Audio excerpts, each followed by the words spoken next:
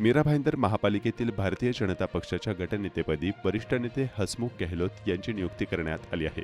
विशेष म्हणजे ही त्यांची दुसऱ्यांदा गटनेतेपदी नियुक्ती असून त्यामुळे भाजपने पुन्हा एकदा अनुभवी नेतृत्वावर विश्वास दाखवला आहे। माजी उपमहापौर असलेल्या गेहलोत यांनी सामाजिक आणि जनसंपर्क उपक्रमाद्वारे पक्षाचे काम प्रभावीपणे केले आहे। त्यांच्या अनुभवाचा लाभ महापालिकेतील भाजप गटाला होणार असल्याची अपेक्षा व्यक्त केली जात आहे। धन्यवाद। वरिष्ठांचा आशीर्वाद आहेत आणि पक्षाने जी संधी दिलेली आहे ते पूर्ण पार पाडेल आणि त्यामध्ये लोकांच्या हितासाठी किंवा संघटन वाढवण्यासाठी कसं करता येईल ह्याच्यावर पूर्णपणे 100% लक्ष असेल।